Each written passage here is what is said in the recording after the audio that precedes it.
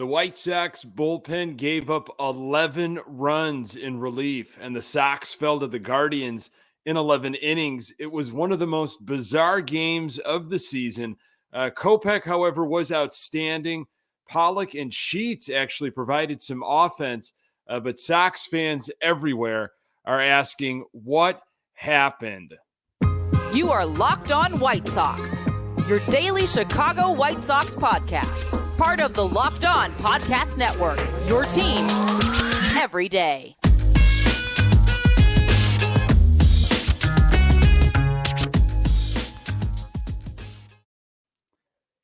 Hey, Sox fans, welcome to Locked On White Sox. Thank you for making Locked On White Sox your first listen each and every day. We're free and available on all platforms. Follow us on Twitter and Instagram at Locked On Sox. Also subscribe to our YouTube channel.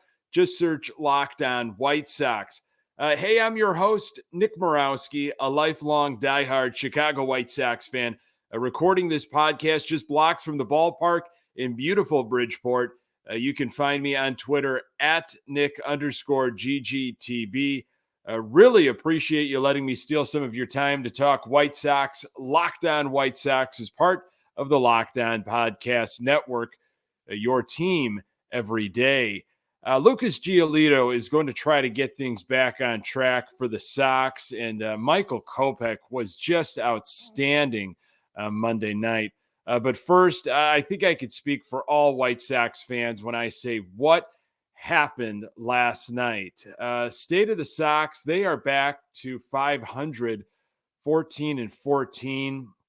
It was a warm, windy night on Monday night on the south side of Chicago, a South Side Monday. A lot of offense. We just didn't think it was going to happen the way it did. Sox lose to the Guardians 12-9. One of the more dejecting games of the season, no doubt.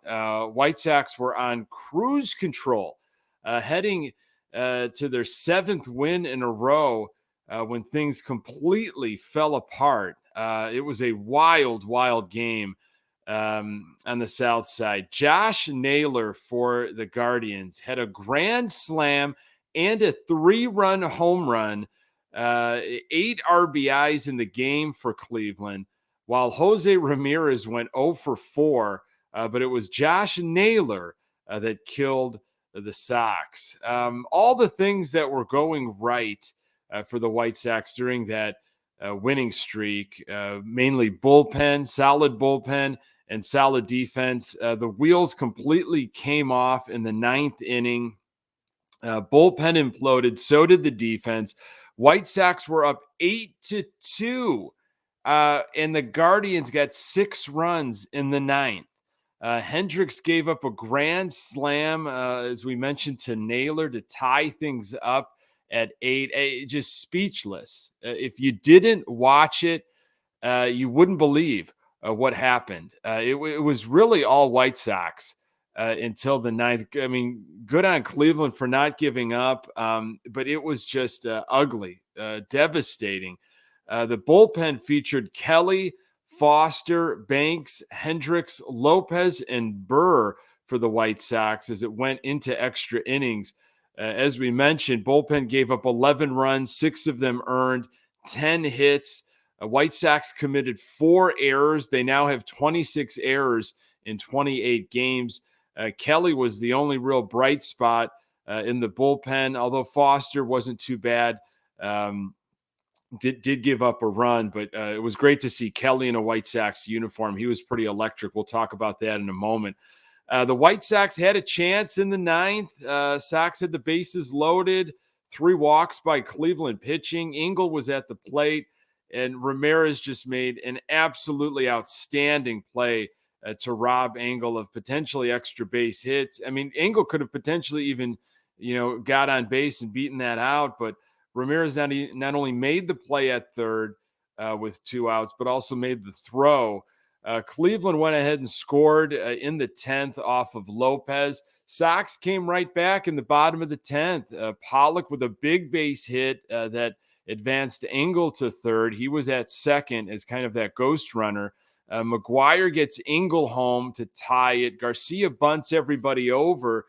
Cleveland walks Tim Anderson to load the bases up with 1 out. And then Moncada couldn't get it done. Abreu couldn't get it done. And then the 11th inning, Josh Naylor with the nail in the coffin.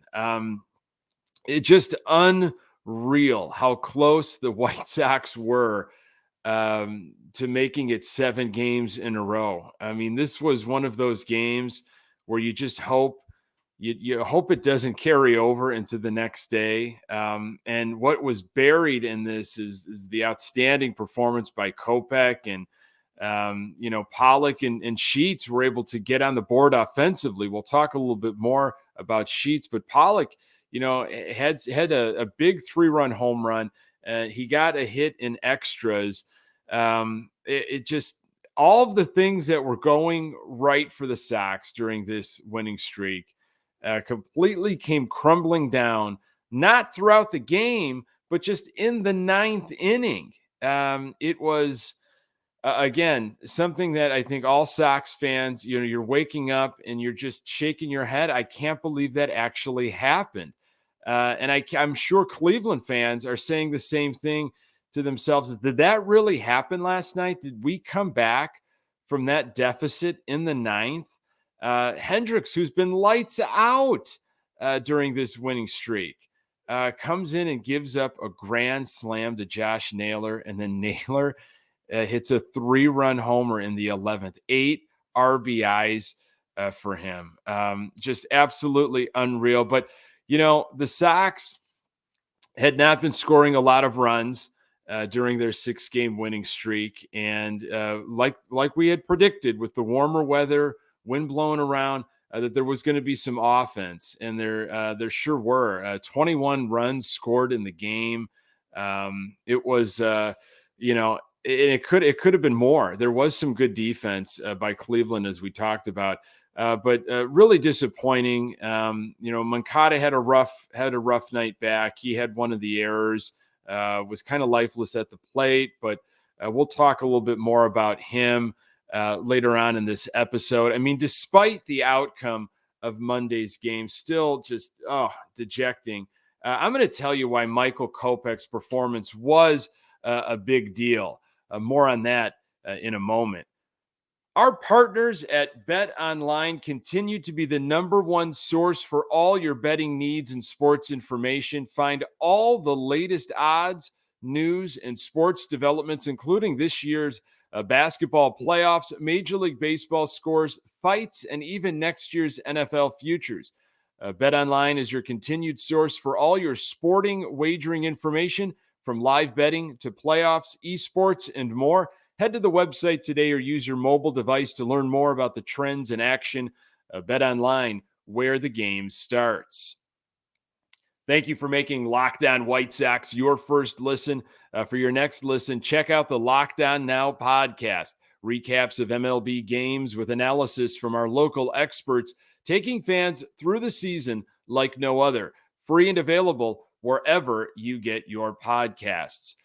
So starting pitching was also a highlight for the White Sox during their winning streak, their 6-game winning streak. We talked about how solid the bullpen was, and the defense. Again, they weren't scoring a ton of runs, but they were getting some timely hitting. It was their lockdown bullpen and their starting pitching. Well, starters only gave up 7 runs during the 6-game winning streak, and it was Michael Kopech's turn to kind of continue the momentum and keep things going for the White Sox. And it was a bit of a tricky first inning.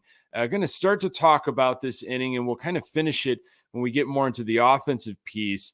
Kopech threw 9 extra pitches in the first inning, and Cleveland got an early run because Gavin Sheets could not make a routine catch in right field. Trust me, more on that in a little bit. Kopech, though, settled down after that, getting the breaking ball over for first pitch, for strike.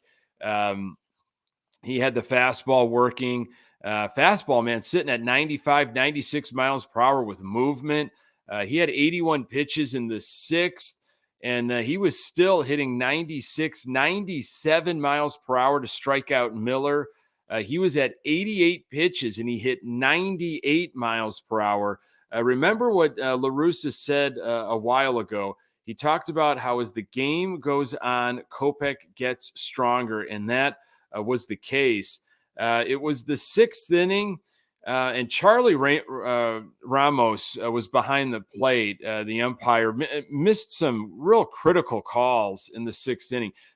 Kopech was visually frustrated. You could see it, mouthed some things, his body language. Threw kind of a wild pitch, his next pitch, when that should have been a strike three. Ramos missed the call. But Kopech, refocused, came back, regained his composure, and gets a big strikeout to end the sixth inning. I mean, that is a big deal for him to not let things unravel. He was getting squeezed by the home plate ump.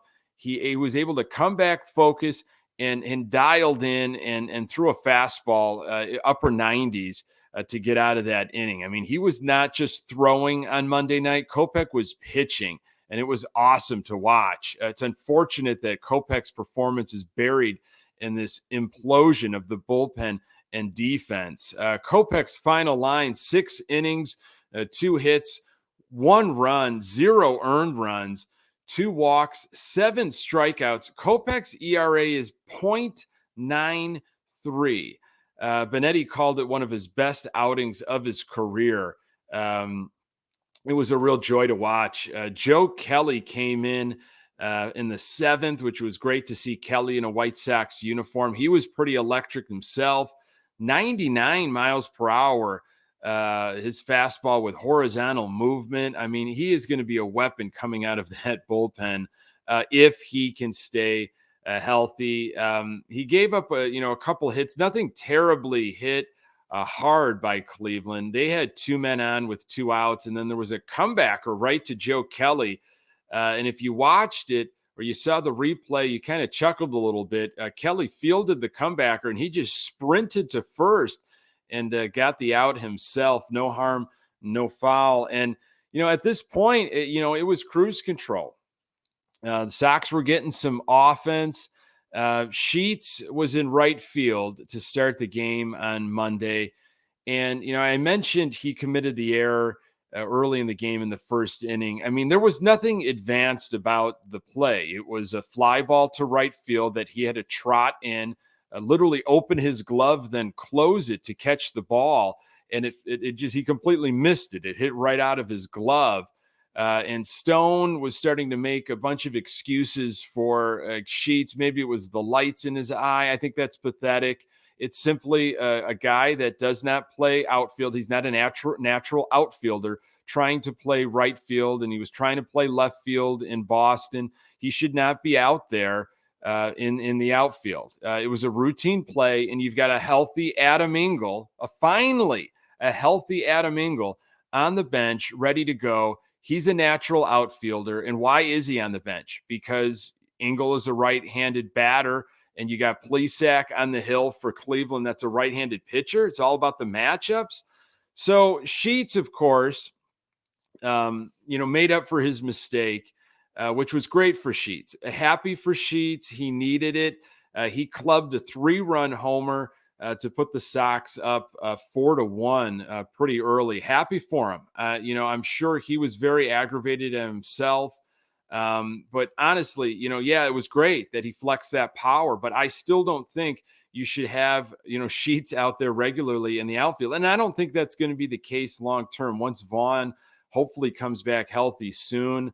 It would be nice to see Sheets, as a DH, but they're trying to manage Grandal's innings behind the plate. So you got Grandal, as the DH, because you could get the power from the left-handed side. So McGuire's catching a lot. It's weird seeing Adam Engel, who can give you plus defense, and he could swing a bat. He's going to run into a few too, sitting on the bench as a natural outfielder as Sheets is trying to figure things out there in right field. So it's honestly, the question is, do you want a plus defender out there on a regular basis, or do you want to have Sheets in the lineup because he's a lefty bat and he can maybe run into one every now and then. I mean, that's the big question. Adam Engel eventually got into the game. I believe it might have been the 7th or 8th as a defensive replacement, which is what happened over the weekend in Boston. He came in sometimes in the 6th or 7th to replace Sheets. Obviously, Sheets is a liability out there defensively, and they don't want him out there late in the game. Again, good for Sheets. I'm glad he got that home run. Especially at that moment, he needed it because I know he was beating himself up. But again, I'm going with Adam Engel on a regular basis. I'll take the defense over the every now and then home run from Sheets. There was a lot of offense from the Sox. During their 6-game winning streak, Sox had not scored over 4 runs in any of the games. I mean, their run differential was plus 11. Coming into the game, Sox were at 3.30 runs per game on average, which was 27th in all of baseball. Cleveland was all in 3rd in all of baseball with 4.71 runs per game. Obviously, both of those teams exceeded those averages. Sox scored 9 runs on Monday. They knocked Plesac out of the game in the 7th. Lurie with a hustle. Beats out an infield hit, misplayed by the second baseman, then a big double in the gap by TA. Lurie comes around. It was 5-1 at that point by the Sox. And then AJ Pollock with a huge 3-run home run. Talk about guys that needed it. Pollock with a bomb in the 8th inning. I don't know who needed it more, Pollock or Sheets. I feel like the fact that Pollock is going to be an everyday outfielder. He's a natural outfielder. We needed his bat to get going. That was huge for him. And again, he also had a hit in extras. Moncada, 1 for 4, got on base a few times. He was hitting in the 2 spots, so look for that consistently.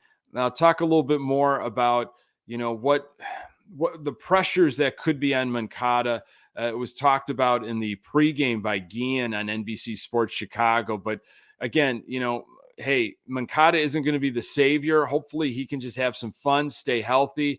We've got other guys to pitch in. Would love for Moncada to join, the offensive party, but he'll get there. I think he needs a couple games, but 1 for 4 on Monday and got on base a few times. The warm weather is going to remain on the south side.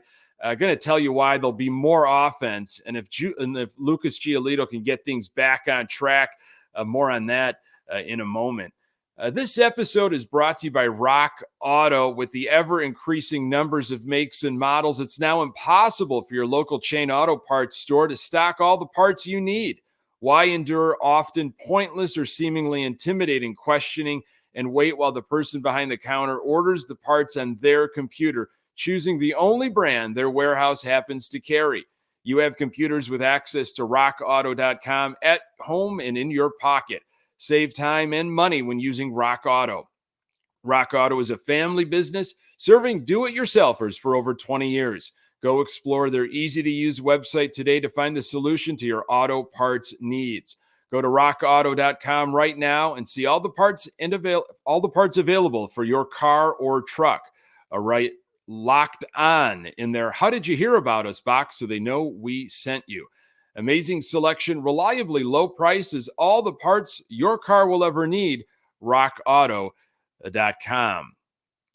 Some news and notes that I was poring over before the game on Monday, with the Sox coming back from the road trip, and they're going to be at home for the next 6 days. Rick Hahn spoke a little bit. So did TLR about some of the players we've been kind of thinking about and what we might expect from some of them. Vince Velasquez is going to go on Wednesday. There was some thought of, maybe Johnny Cueto might pitch on Wednesday, but it sounds like the Sox want to see another start from Cueto in Charlotte. Hahn said that it's more probable for Lance Lynn to be coming back in early June than perhaps the late May predictions that were talked about earlier in the season. And perhaps Lynn will even need a rehab stint. Andrew Vaughn took some swings in a cage, and he could come back from the IL on Thursday, but it sounds like that probably won't happen at that time. Aaron Bummer went on the IL with a right knee. La Russa said Bummer felt a tug on the back of his right knee during his last appearance Friday, and he's headed to the injured list. So obviously Hahn continues to be bullish on Gavin Sheets. Berger is sent down to Charlotte to make room for Moncada and Kelly coming back up. It's honestly, I guess it's a lack of versatility from Berger. And I just want to know what the plan is for Berger. I mean, if he's major league ready, what's the end goal? Is it just to kind of sit him as maybe a trade piece or insurance or depth? I don't know. I was liking his bat. I think he was starting to come around a little bit, but he's only really able to play one position. I don't think they're ready to have him at second base or try him at second base. So he's one of those guys that, like, what are you going to do with him? If some team comes asking, in summer and midsummer and says, hey, can we, get a package together, and they want Berger to be part of it. Like, the Sox have to entertain that. What are you doing with Berger right now? There is no place for him, it looks like, on the Major League Ball Club. Hahn also said that, with Moncada coming back, it's not solely on Moncada's shoulders to carry the team. And I think that's a really good point. Fans everywhere have been really itching to see what Moncada can do, like what we saw in Charlotte, and hoping that he was able to provide immediately.